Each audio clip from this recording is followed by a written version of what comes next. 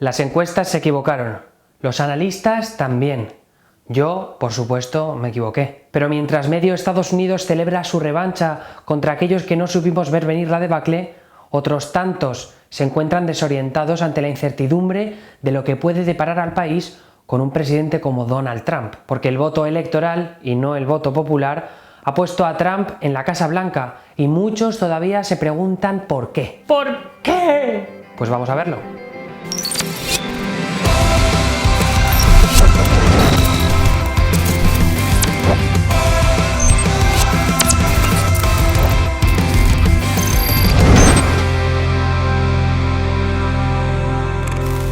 Bienvenidos de nuevo, Charlies. Mi nombre es Emilio Domenech y esta semana, sobre todo en este canal, toca reflexionar. Se ha hablado mucho de los errores que se han cometido en esta campaña. Periodistas, políticos, expertos, analistas, encuestadores, todos se han equivocado en mayor o menor medida y algunos incluso han visto que no tenían la relevancia que creían tener en algunas partes del país. Entiendo que quienes estéis viendo este vídeo ahora digáis: ¿qué me va a contar este tipo a mí que se jugó raparse la cabeza porque estaba 100% seguro de que Donald Trump no podía ganar la presidencia? Pero alto el fuego. Primero quiero dejar claro que aquella apuesta intentaba dar contundencia a lo que por entonces me parecieron unas declaraciones catastróficas, que habrían enterrado la carrera política de cualquier persona en el contexto político estadounidense que se conoce en los últimos años de historia, al menos en los últimos 20, 30. Sin embargo, no ha sido así. Y que quede claro, es que estamos hablando de un tipo que dijo que iba a prohibir la entrada de los musulmanes en el país solo por el hecho de serlo, joder. Es como si me decís que Jack, el de Titanic, era buen tipo, pero si está clarísimo que fue el que inventó los vídeos fake agent que ahora mismo pueblan Pornhub. Y segundo, si por algo me equivoqué en aquella predicción es porque no solo fui yo, también fueron periodistas, expertos, encuestas. Todos estábamos equivocados. Y ojo, no me quiero quitar culpa, ni tampoco a todos los periodistas, expertos y encuestas que se han equivocado hasta entonces, pero los pocos que habían acertado en sus predicciones, como el cineasta Michael Moore, cuyo increíble artículo publicado el pasado julio explica perfectamente algunas de las razones por las cuales el electorado estadounidense al final se ha decantado por Donald Trump antes que por Hillary Clinton, y el cual he dejado en la descripción, no lo hacían sobre pruebas empíricas como pueden ser las mismas encuestas, sino sobre predicciones y suposiciones que los periodistas solo se pueden permitir hacer en las páginas de opinión. El resultado de estas elecciones americanas, por tanto, no es una cuestión de un mal análisis, sino de un conjunto de señales que nunca se tomaron lo suficientemente en serio como para llegar a la conclusión de que Hillary Clinton podía perder estas elecciones. Joder, volviendo a Titanic, es como el ingeniero Thomas Andrews, este tipo tan majo de aquí. Me encanta. ¿Vosotros creéis que este tipo tan majo quería que en las primeras de cambio el Titanic se hundiera por darse contra un iceberg? No, el tipo era un ingeniero de la leche y lo tenía todo bien planeado, pero nunca pudo predecir que un iceberg de esas características tan sumamente gigante iba a obstaculizar el camino del buque. La verdad, la referencia a Titanic es cojonuda, porque si lo piensas también explica bastante bien lo que ha pasado con los votantes de Trump. Creíamos que eran solo unos pocos, pero luego resulta que eran un huevo. ¿Pero de verdad querríais matar a Andrews? Joder, pero ¿cómo sois tan cabrones? Pero si tiene pinta de ser un tipo inteligentísimo, interesante, de tener 1000 conversaciones distintas para cuando te vas de copas. ¡Que no, hombre, que no! Pero dejadme que haga bien la analogía con Titanic. Tomad a Andrews como si fuera un periodista que tiene consigo todas las encuestas norteamericanas que se han hecho en los últimos meses de cara a las elecciones presidenciales. Andrews, como es lógico y como es un ingeniero, toma esos números y se los toma en serio porque es todo lo que ha aprendido durante su vida. Pero de la misma forma que Andrews confía en que los materiales del barco sean buenos, en que los marineros estén atentos a cualquier obstáculo que pueda haber en el camino, o que el océano no tenga previsto poner un obstáculo de semejante magnitud apocalíptica, los periodistas confían en que los resultados y las conclusiones de las encuestas sean los correctos, o al menos que entren dentro de ese margen de error que siempre tienen las encuestas. Y es ahí cuando llegamos a que pasa lo improbable. El iceberg estalla contra el barco y lo empieza a hundir. Y es en ese momento cuando vemos que Andrews coge los planos del barco, los extiende sobre la mesa, y es en ese momento cuando puede analizar cuáles van a ser los siguientes movimientos que tiene que tomar la tripulación, qué es lo que le va a pasar al barco. ¿Y por qué lo sabe? Porque se puede permitir volver a aplicar las mismas leyes de las matemáticas que hizo para poder construir el barco en primer lugar. Pues con la victoria de Trump y las encuestas y los análisis que se están haciendo en estos momentos pasa exactamente lo mismo. Los periodistas, que ahora cuentan con datos demográficos más específicos, con las encuestas que se han hecho a las salidas de los colegios electorales, se pueden permitir hacer análisis mucho más complejos de cómo se ha comportado el electorado estadounidense en estas elecciones presidenciales. Y sí, lo de Titanic sigue funcionando como analogía para decir que este país se va a la puta mierda. Así que ahora la pregunta es, ¿qué demonios ha ocurrido para que gane alguien como Donald Trump? Pues las primeras conclusiones apuntan a que el cinturón oxidado, ese Rust Belt del que hablé en este otro vídeo, estados como Ohio, Pensilvania y sobre todo Wisconsin tuvieron resultados abrumadoramente diferentes a lo que apuntaban las encuestas hace apenas una semana. Mirad este gráfico. Diferencias de entre 7 y 4 puntos porcentuales en algunos de los estados bisagra más importantes, o incluso en estados que no se consideraban bisagra, como era con Wisconsin. Y en un sistema electoral en el que la victoria se decide por lo que ocurre en los estados y por sus consiguientes votos electorales, el hecho de que las encuestas a nivel estatal estuvieran tan equivocadas ha acabado dictando sentencia del hecho de que los periodistas o los analistas o los expertos estuvieran tan equivocados. Uno de los detalles más importantes de estos estados del Rust Belt es que históricamente, sobre todo en las elecciones presidenciales más recientes, han votado demócrata. Estados como Ohio, Pensilvania, Wisconsin o Michigan votaron por Obama en 2008 porque creían en su mensaje del cambio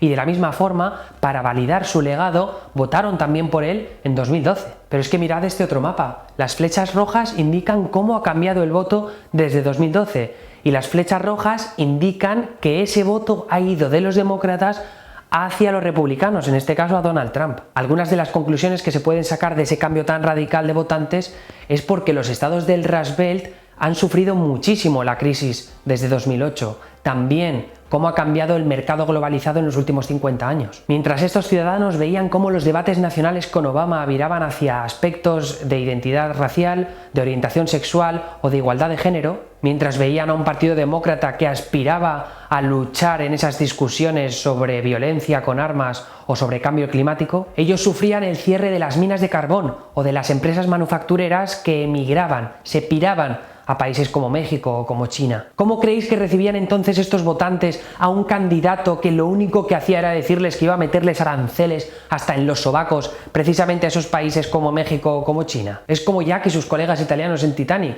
Van a subirse al barco porque, joder, questo barco va a cruzar el charco, moderno, bellísimo. Sí, claro, pero en el momento en el que todo se tambalea, que hay unas verjas que no les dejan salir y que los de arriba no están prestando atención a sus problemas del día a día, estos tíos pueden llegar a tomar la decisión de cargarse a marineros que están intentando salvar a otras personas. Es como la película de Jumanji. En el prólogo, ambientado a finales de los años 60 en una ciudad de New Hampshire, un crío va a la fábrica de su padre y allí un empleado le enseña unas zapas súper guapas que acaba de fabricar. Pero cuando el chaval se pone a jugar a Jumanji y desaparece, su padre abandona la fábrica y se pone a buscar a su hijo, lo que acaba con la empresa en bancarrota y todos esos empleados al borde de la miseria. Pues lo mismo podemos extrapolar a esto. Mientras montones de empresarios mudaban sus fábricas al extranjero para abaratar costes, otros tantos se quedaban aquí en Estados Unidos sin trabajo. Además, la mayoría de estos estadounidenses no tienen estudios universitarios, con lo que las alternativas no son tan esperanzadoras como las de aquellos que viven en las ciudades y que votaron mayoritariamente a Hillary Clinton. ¿Y por qué votaron por Donald Trump? Pues porque Donald Trump era el único, aun en su discurso infame, que defendía los intereses de estos ciudadanos y que les hacía promesas para solucionar esas dificultades, aunque son promesas que probablemente no se vaya a poder permitir cumplir. Además, ¿por qué iban a votar por Clinton cuando fue precisamente su marido Bill Clinton quien aprobó el NAFTA que se llevó tantas empresas manufactureras a México? Y en la misma línea, ¿por qué iban a votar por Clinton cuando su principal partidario es Barack Obama, que firmó el TPP y que pretende hacer lo mismo que NAFTA con algunas empresas que se van a poder ir ahora a Vietnam para abaratar costes? Pues ya lo veis. Y ojo, no me malinterpretéis. Hay algunos votantes que no le han votado por esas razones, que le han votado porque comparten sus mensajes xenófobos y racistas y misóginos. Y algunos de estos votantes ya se están haciendo notar. Podéis ver algunas de las primeras consecuencias de la elección de Donald Trump como presidente en algunos enlaces que he dejado en la descripción. Cuidado, porque algunas de esas noticias pueden herir la sensibilidad de algunos lectores. Y luego hay votantes que están en un término medio. No solo Donald Trump responde a algunas de las dificultades económicas por las que han estado pasando en los últimos años, sino que también su discurso nacionalista y muy blanco encaja perfectamente en los cambios demográficos que han ido ocurriendo en los últimos 20 años en Estados Unidos y que ha visto cómo algunas minorías cada vez tienen más dinero, lo que a los blancos no les hace ni puta gracia, al menos a algunos de ellos. De hecho, en este mapa podéis ver en qué lugares ha cambiado el voto más a favor de los republicanos en estas últimas elecciones. Y en este otro, cuáles son los condados estadounidenses donde hay más concentración de población blanca. Evidentemente no todos esos blancos son racistas y hacer un comentario de esas características sería irresponsable por mi parte, pero sí que es verdad que muchos de esos votantes no se sienten tan heridos por algunos de los comentarios o de las amenazas que ha hecho Donald Trump en los últimos meses de la campaña. Así que de la misma forma que muchos ciudadanos o incluso periodistas viven en esa burbuja de las grandes metrópolis que no ha considerado del todo las dificultades económicas o sociales por las que han pasado los ciudadanos del Upper Midwest norteamericano, también hay ciudadanos del Upper Midwest, sobre todo blancos, que no comprenden o no quieren comprender las dificultades de los inmigrantes, de la comunidad LGBTQ o también de la igualdad de género, del cambio climático. Así que lo que ahora toca es que el periodismo y las encuestas y los analistas presten mayor atención a cuáles son las preocupaciones de estos ciudadanos que, desesperanzados, han terminado votando por alguien como Donald Trump. Porque este país no se merece a alguien tan poco preparado como Donald Trump. Y aunque es verdad que hay que prestar atención a esas dificultades por las que han pasado ciudadanos como los del Rust Belt, también es verdad que no hay que perder de vista el rumbo. Y el rumbo lo ha marcado Barack Obama. Hay que seguir persiguiendo la sanidad universal, la educación universal, hay que seguir luchando por la igualdad de género y por los derechos de la comunidad LGBTQ. Además, no hay que olvidar que esto es como el Titanic. Y las promesas que ha hecho Donald Trump durante la campaña a estos ciudadanos del Rust Belt puede que no terminen de cumplirse, jamás. Y es en ese momento cuando veremos que la gente que está en las ciudades, en sus burbujas, sí que tendrán acceso a esas puertas de madera que flotan, pero gente del Upper Midwest quizá no tenga esa opción y acaben hundiéndose. Es eso lo que hay que impedir a partir de ahora. Yo primero me disculpo por haber dado tanta confianza a las encuestas y por haber casi ignorado que las dificultades de esa parte de la ciudadanía iba a tener una relevancia tan crucial en el futuro de las elecciones presidenciales. Y segundo, también voy a hacer lo que sea por contaros lo mejor que pueda este hundimiento, es que espero que no lo sea, de Estados Unidos. Del rapado ya hablaremos. Y eso es todo, Charlie. Muchas gracias por estar ahí. Nos vemos la semana que viene. No olvidéis darle a me gusta o suscribiros al canal. Espero que estéis aquí porque las siguientes semanas van a ser muy interesantes para ver qué es lo que le depara a Estados Unidos con Donald Trump como presidente. No sé si va a ser el mejor futuro para Estados Unidos, pero tengo claro que va a ser muy divertido de contar.